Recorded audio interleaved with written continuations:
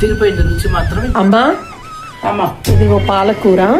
ఇంతకు ముందు పల్లీలు వేసి పచ్చడి చేసేదాన్ని కదా పాలకూరలో. అవును, పాలకూర పచ్చిమిరకాయలు పల్లీలు. అలా కాకుండా గోంగూర పచ్చడి నూరుతావు చూడు, అలా చెయ్యి దాన్ని. గోంగూర పులిహార గోంగూర పచ్చడి చేసినట్టు చెయ్యాలి పాలకూర. అంతే చేసానమ్మా.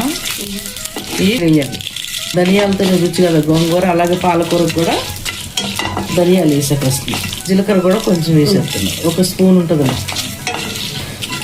వేగాక పాలకూర వేయించుకో.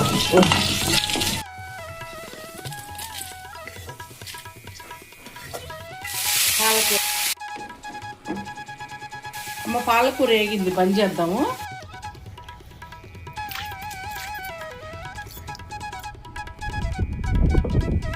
దంచినాక పొడి పక్కకు పెడతా. కొంచెం కొలత అనేది ఏమి ఉండదమ్మా. మనం తీసుకున్న పాలకూరకి కారం మనం తినేంత చూసుకొని వేసులేద్దాం.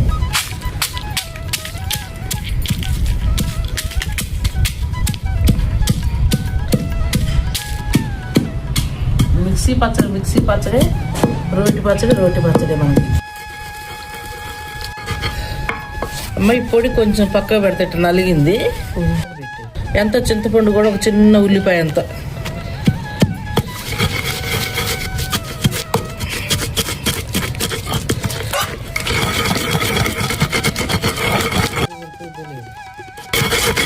చింతపండు కూడా వేసాగా, అందుకే పాలకూరని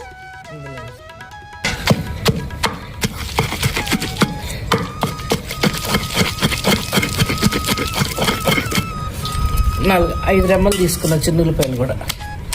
పొట్టు పూర్తిగా ఒలవక్కర్లే ఎల్లిపాయలకి. పచ్చడి నలిగింది, అయిపోయింది, మంచిగా నలిగిపోయింది. అదే మిక్సీలో అయితే గంధమైనట్టు అయిన ఇది బాగోదు.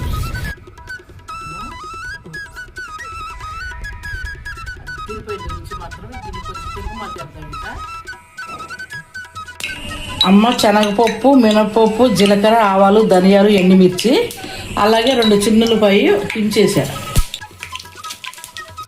తిప్పుదాం, అన్నీ వేసాం కదా, కొంచెం తిప్పుదాం. కొంచెం పప్పు అయిపోయింది.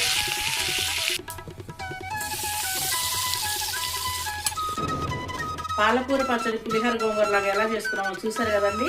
మరి మీకు నచ్చినట్టయితే ట్రై చేయండి, టేస్ట్ చేయండి. మీకు నచ్చితే లైక్ చేయండి, షేర్ చేయండి, సబ్స్క్రైబ్ చేయండి, సపోర్ట్ చేయండి. ముద్దపప్పు దీనికి కాంబినేషన్ నా మనవరాలకు ముద్దపప్పు చేశానండి. ముద్దపప్పు అంటే దానికి చాలా ఇష్టం. పచ్చడి పప్పు నెయ్యి వేసి పెడితే మరి మీరు కూడా తప్పకుండా ట్రై చేయండి.